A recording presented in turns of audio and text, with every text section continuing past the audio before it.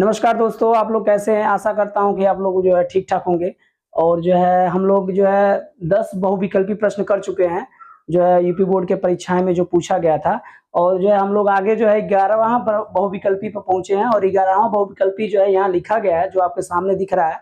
यहाँ लिखा क्या गया है कि एक समबाहु त्रिभुज है और उसमें एबीसी जो है एक उसका नाम है समबाहु त्रिभुज के, और इसमें एडी जो है बीसी पे लंब है, तो बोला है एडी स्क्वायर किसके बराबर होगा। तो इसमें आपको 4 ऑप्शन दिख रहे हैं, इन चारों ऑप्शन में एक ऑप्शन सही है। तो चलिए देखते हैं कैसे ये चारों ऑप्शन में एक ऑप्शन मिल रहा है। तो सबसे पहले आप एक चीज ध्यान दीजिएगा कि अगर मैं यहाँ पे ये त्रिभुज बना दूं, इसका नाम है एबीसी। एबीसी समबाहु त्रिभुज हो गया और समबाहु त्रिभुज में इसकी सभी भुजाएं आपस में क्या होती हैं? बराबर होती हैं। उसमें ये लिखा गया है जो एडी है बीसी पे लंब है, मतलब यहां से ये जो रेखा खींची गई है एडी, वो बीसी पे लंब है। तो लंब जब होगी तो यानी कि कहने का मतलब ये है कि ये भुजा को 2 बराबर भागों में बांटेगी। यानी कि अगर 2 बराबर भागों का मतलब ये हुआ कि जो बीडी होगा, यानी कि ये जो बीडी होगा और जो ये सीडी होगा, ये दोनों आपस में क्या हो जाएंगे? बराबर हो जाएंगे। और मुझे जो है एडी स्क्वायर का मान निकालना है।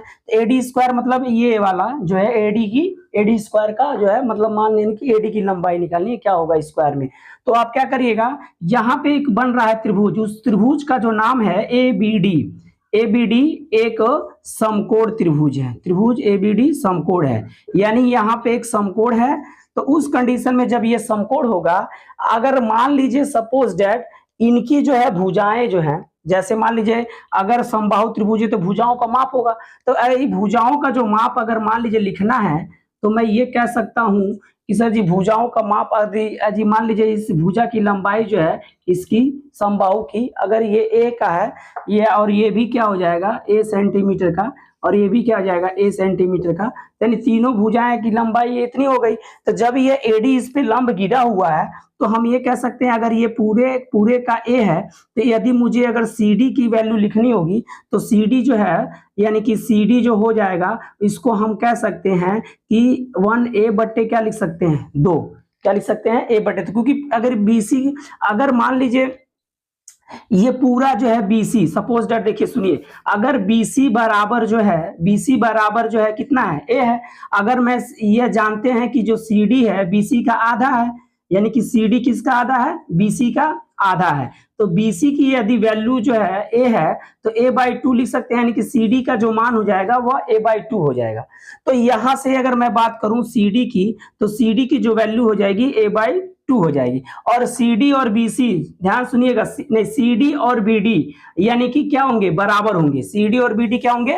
बराबर होंगे। यानी यहां से लिख दीजिएगा CD बराबर क्या लिखेंगे? BD, क्योंकि जब ये लंब गिरा है तो इसको इस BC भुजा को 2 बराबर भागों में बांट रहा है, तो बांटेगा तो यानी कि BD और CD आपस में क्या हो जाएंगे? बराबर हो जाएंगे। तो चलिए, यदि हम त्रिभुज अगर ABD लिए हैं, तो इसमें ये जो AB है, यानी कि पाइथागोरस की मदद से ये समकोण त्रिभुज है, तो ये AB कौन सा काम करेगा? कर्ण का काम करेगा। तो कर्ण स्क्वायर बराबर यानी AB स्क्वायर बराबर हो जाएगा, ये क्या हो जाएगा? लंब का स्क्वायर यानी कि AD का स्क्वायर, और प्लस ये हो जाएगा BD का स्क्वायर। किसका स्क्वायर हो जाएगा? BD का स्क्वायर।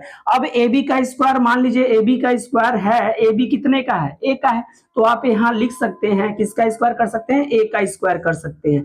और बराबर जो AD है, वह AD का तो मान निकालना है, AD का तो मान निकालना है। BD और BD किसके बराबर है? BD आप कह देंगे CD के बराबर। यहाँ BD बराबर क्या लिखेगा? CD। तो इसको हम यानी कि BD की जगह पर हम क्या लिख सकते हैं? CD का स्क्वायर।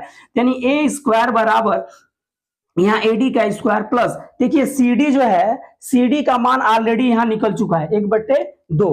तो मैं यहाँ पे अगर बात करूं तो CD की जगह पे अगर मैं यहाँ पे a/2 लिख दूं और इसका स्क्वायर कर दूं, तो आप ये कहोगे सर A स्क्वायर बराबर यहाँ हो जाएगा AD का स्क्वायर प्लस 1/, यहाँ A स्क्वायर हो जाएगा, अब प्लस में आपका हो जाएगा कितना हो जाएगा? 4।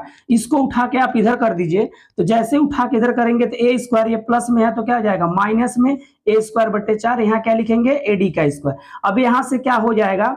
यहाँ से चीज जो अभी एलसीएम लेंगे आप, तो नीचे हो जाएगा 4 और ये हो जाएगा 4a स्क्वायर में से एक स्क्वायर ए घटेगा तो आपके पास ऑप्शनली मतलब बचेगा 3a स्क्वायर। अब बट्टे में क्या मिलेगा 4 और बराबर में क्या आ जाएगा ad का स्क्वायर। अभी यहां तक तो बात समझ में आ गई।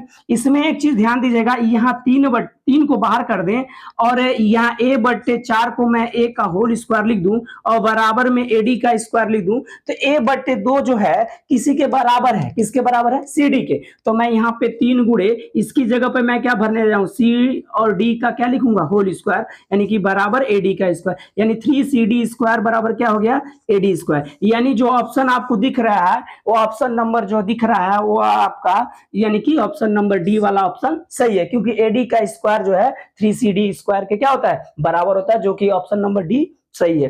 देखिए इसमें बहुत सारा मतलब इसमें थोड़ा सा दिमाग मतलब लगाने वाली बात ये थी कि यहां से जो लंब गिरा है 2-3 पॉइंट आप याद करना पड़ेगा। ये जो लंब है इस बीसी को 2 बराबर भागों में बांटेगा तो जिसमें बीडी और सीडी क्या हो जाएंगे बराबर हो जाएंगे, जो कि मैंने यहाँ पे BD और CD जो है बराबर कर दिया गया है यहाँ पे। और जो यदि आप भुजा की लंबाई लेना चाहते हो तो अपनी तरफ से मान लीजिए यहाँ भुजा की लंबाई इन समबाहु त्रिभुज के क्या माना गया है a, तो ये भी क्या हो गया a और ये भी क्या हो गया a। और जब इसको जब ये AD लंब गिरेगा तो ये BC को 2 भागों में बांटेगा जिसमें BD और CD 2 भाग हो जाएंगे। तो यदि BC की लंबाई अगर a है तो यदि CD का निकालना चाहते हो तो उसका a का आधा करना पड़ेगा तो a/2 लिखा गया है। यहाँ तक तो बात समझ में आई। फिर उसमें एक त्रिभुज जो उधर वाला था ABD, यहाँ पे जो है पाइथागोरस प्रमेय से क्योंकि ये समकोण बन रहा था इसीलिए पाइथागोरस लगाया गया। तो पाइथागोरस में क्या होता है कर्ण का स्क्वायर बराबर जो होता है लंब का स्क्वायर प्लस आधार का स्क्वायर, और यहाँ पे वही चीज यहाँ किया गया पाइथागोरस की मदद से। तो AB का मान क्या है a है तो यहाँ a स्क्वायर लिख दिया गया।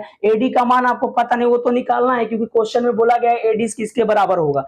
तो चलिए CD है CD का स्क्वायर। अब यहाँ पे सब में CD है तो CD के पदों में चाहिए, चलिए ठीक है।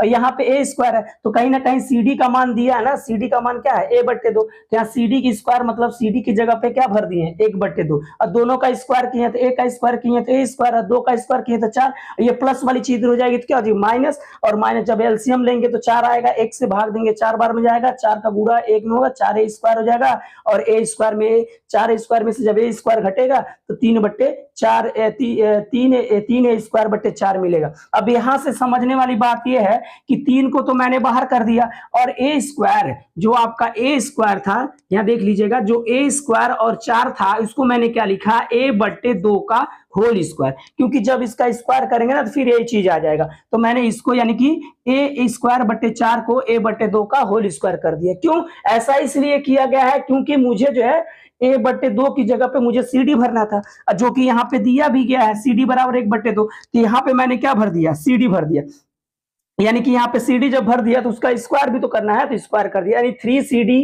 स्क्वायर जो होता है वह AD स्क्वायर के बराबर होता है। यानी कि जो AD स्क्वायर होगा वह 3CD स्क्वायर के क्या होगा बराबर हो गया, जो ऑप्शन नंबर जो है डी वाला जो ऑप्शन सही है, मतलब यहाँ पे सही टिक लगाएंगे। ठीक है, अगर मान लीजिए ये जो है बहुविकल्पी में 1 नंबर का पूछा गया था और जो है अगर ये वीडियो अच्छा लगेगा तो आप लोग लाइक और सब्सक्राइब करिएगा। जय हिंद जय भारत।